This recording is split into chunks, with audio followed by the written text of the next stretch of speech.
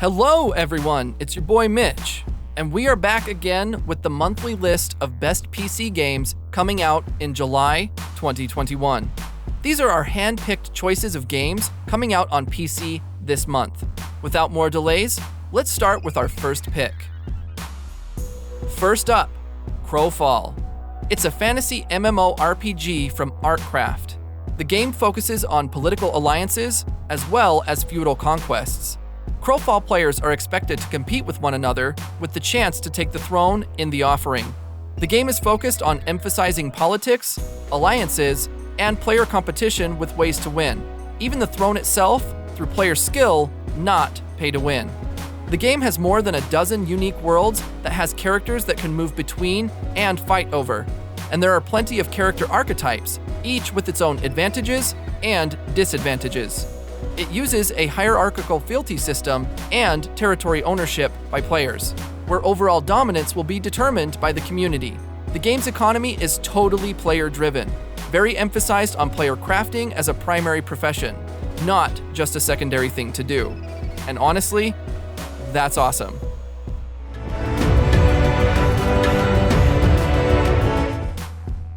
Next, we have Monster Hunter Stories 2: Wings of Ruin. This is the second installment of the turn-based RPG series set in the world of Monster Hunter. You become a rider and form bonds with friendly monsters known as monsties, to fight alongside them as you take part in an epic story. The story begins with a fateful encounter with Enna, a girl who has been entrusted with an egg with potential to hatch into a legendary monster, which could wreak havoc on the world. This series is more like a Pokemon turn-based RPG for PC. It's a bizarre combination, but it works. In early parts of the game's first chapter, you take a giant greatsword and a borrowed monstie and adventure out into the world. You will spend the bulk of your time in Wings of Ruin collecting stuff off the floor, running through monster dens looking for eggs, and engaging in turn-based battles with the monsters over and over again to progress in the story.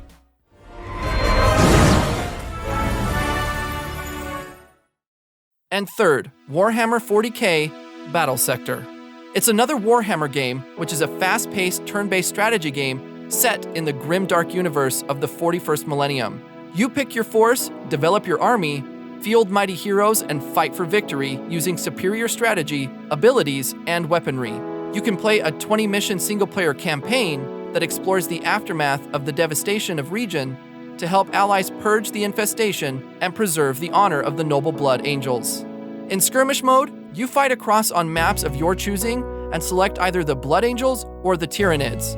You can completely customize your army list by picking your units, heroes, and their loadouts.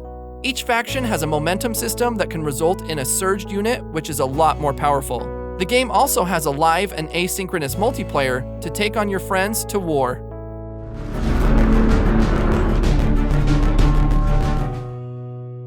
And next, we have F1 2021. This is the official video game of the 2021 FIA Formula One World Championship. It includes the story experience Breaking Point and a 2-player career. You can make your team and make it to the top in the My Team career mode, or race head-to-head in split screen and multiplayer against your real friends.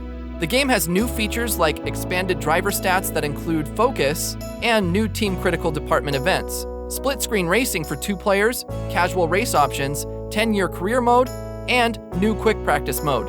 It also has the authentic lineup of 20 heroic drivers and 10 iconic teams from the 2021 season. There are even more types of races like time trial, shorter seasons, Grand Prix mode, and you can save automated highlights with full replays to watch or share later.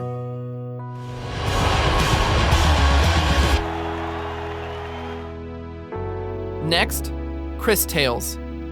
It is a gorgeous indie love letter to classic JRPGs. With a new perspective, you time travel to play in the past, act in the present, and watch as your choices dynamically change the future, all on one screen as you play. It has turn-based combat, dramatic voice acting, gorgeous hand-drawn art style, and time-bending approach to combat. You can explore everything in this dark fairy tale world, from the kingdom of Crystalis to the slums of St. Clarity. You can shape their future, you can warp your enemies into the past or future. Synchronize attacks for group combat. The game has a good storyline where the Empress plots to destroy the world in a pretty complex and layered way. So you need to use your wits and recruit powerful allies throughout the world to uncover the true ending of this tale.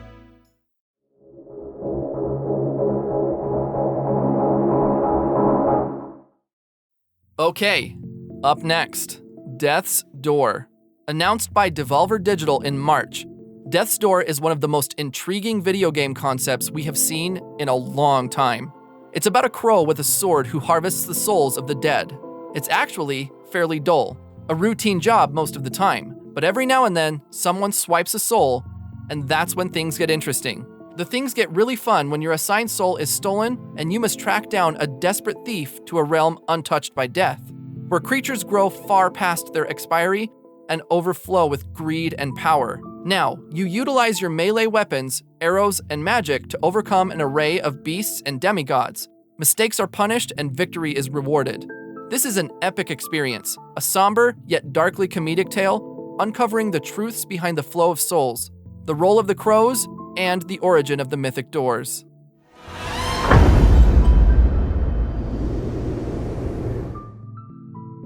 Next, Orcs Must Die 3. This third part of the series remains true to its roots.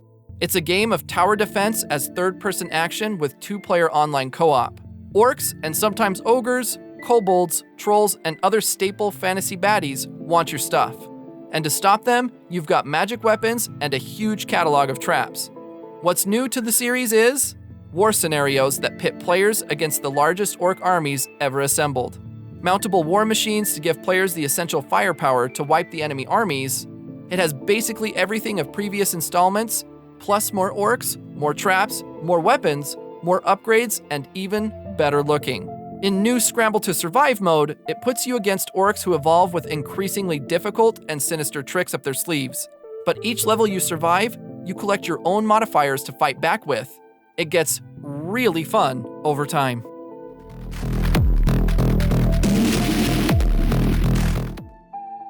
Okay, up next, Tribes of Midgard.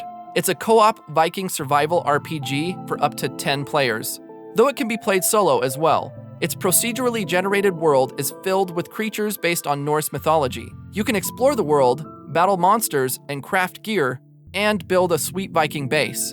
Yes, you form your tribe of up to 10 people and become Viking legend in this action survival RPG of gigantic proportions. Your tribe of co-op companions will help you build up village defenses and find treasures through a vast, beautiful realm, all while doomsday ticks closer. You can choose your class and seek resources to craft epic armor and weaponry, also equip powerful abilities and prepare village defenses to give your enemies some good surprises. Throughout the year, limited-time seasonal events will bring challenges and treasures to the endgame of Midgard, including new ways to progress and unlockable rewards.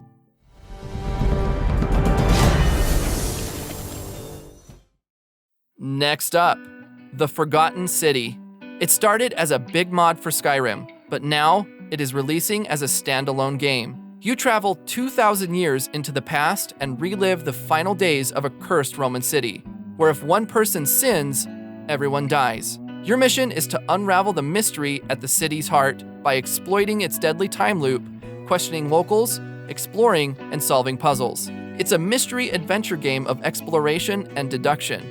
Combat is an option, but violence will only get you so far. Only by questioning characters, exploiting the time loop, and making the right choices, you can get closer to solve this mystery.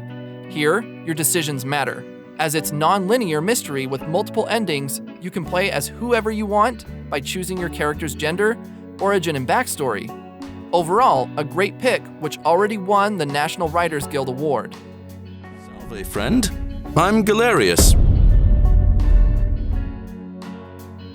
Okay, last game, The Ascent. It's a solo and co-op action shooter RPG set in a cyberpunk world. There's a mega corporation that owns you and everyone, the Ascent Group, which has just collapsed, and your goal is to survive in the chaos now, as there are beings from all over the galaxy that inhabit this cramped, dystopian metropolis, which is full of crime and corruption, and you make a living as a mercenary for hire.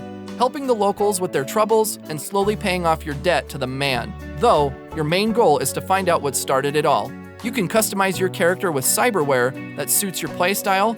Also, you meet new allies and enemies as you explore the world with a wide range of districts, from the deep slums to the higher luxury spheres. You can play the entire game alone or work together with up to 3 friends in local or online co-op.